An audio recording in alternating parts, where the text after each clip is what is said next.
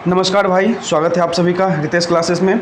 और इस वीडियो में हम समझेंगे कि कैसे इजराइल ने अपनी स्ट्रेटजी से फ़िलिस्तीन को ध्वस्त कर रहा है।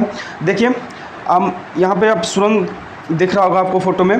देखिए, गाज़ा पट्टी जो है, गाज़ा पट्टी में ज़मीन के नीचे खुफिया सुरंगें बनी हुई थी जहाँ हमास का कब्जा था। हमास ने ही बनाया था, ठीक है। हमास फैला हुआ था, पूरी तरह से सुरंग को फैलाया हुआ था, मौत का एक जाल बनाया हुआ था कि इससे किसी को भी फंसा कर मारा जा सकता था इस जंजाल में।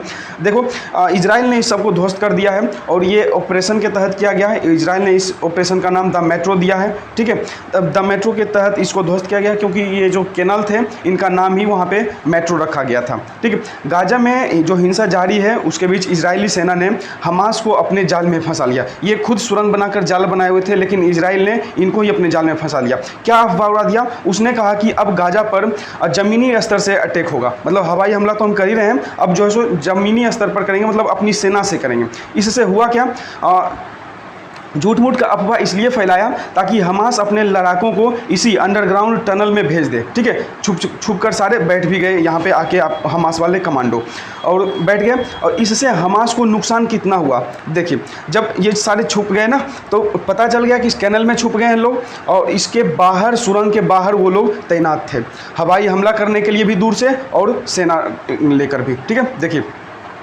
इस तरह से, और ये जो है इस पर बाद में बम बरसा दिया गया, रॉकेट बरसा दिया गया, मिसाइल दाग दिए गए। इसे देखिए पूरा ब्लास्ट हो चुका है ये। इसमें कितने लोग मरे हैं इसका अभी पता नहीं है, क्या नुकसान हुआ दोनों में से कोई नहीं कहा है इस सुरंग में कितने की नुकसान हुई है।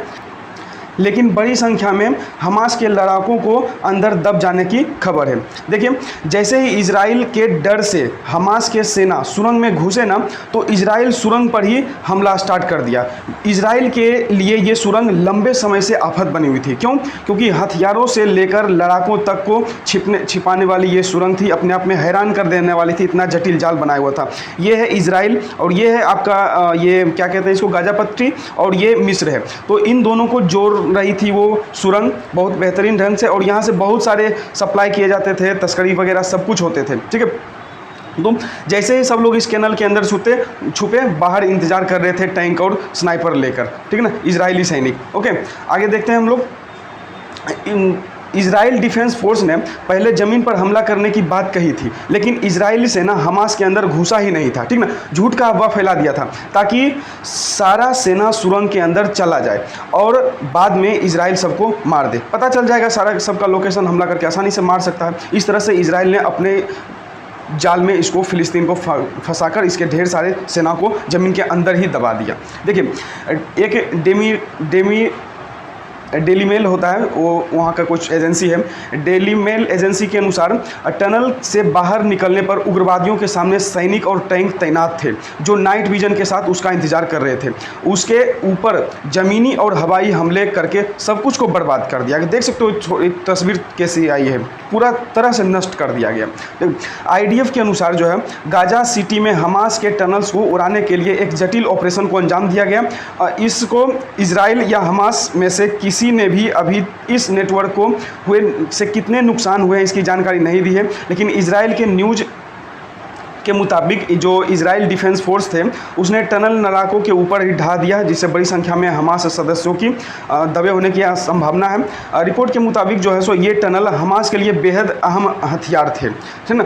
क्या होता था ये समझिए। 2014 में भी इजराइल के साथ जंग के बाद से लड़ाके इसी से हथियार लाने ले जाने का काम किया करते थे। गाजा पट्टी और मिस्र के बीच ये बना हुआ था, और यहाँ हमास रॉकेट और दूसरे हथियार रखता था, संचार स्थापित भी करता था, लड़ाकों को छिपाने का भी काम करता था इसमें, और हमले भी करता था। इसलिए इजराइल इन्हें ख़त्म करने की कोशिश लंबे वक्त से कर रहा था, लेकिन कामयाबी नहीं मिली थी। अब जाके इन्हें मिल चुकी है, क्योंकि ज़मीन के ऊपर से देखने पर पता नहीं चलता है ना टनल, इसलिए टनल को ध्वस्त करने में उसको बन नहीं रहा था, जबकि अब चल गया। देखिए, दूसरी सबसे बड़ी रणनीति क्या है इसकी, जो समझिए, कोई भी युद्ध होता है, कोई कुछ भी होता है, लड़ाई एक रणनीति के तहत होती है ना। लड़ाई एक रणनीति के तहत लड़ी जाती है, और वह रणनीति देश के जो शीर्ष लोग होते हैं, जो ऊंचे पद पर होते हैं, उच्च पद पर लोग होते हैं, वो बनाते हैं। इसलिए इजराइल क्या किया, वह पता कर लिया कि हमास के जो चीफ हैं, हेड हैं, उनका घर कहाँ है, और घर पर ही देख लो ये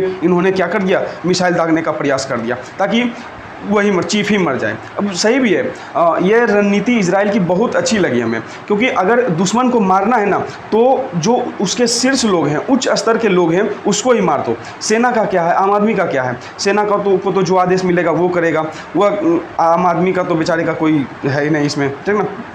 देखिए और क्या किया इजराइल ने, सबसे बड़ा और भी काम क्या किया, इसको कम्युनिकेशन सिस्टम को भी बर्बाद करने का कोशिश किया।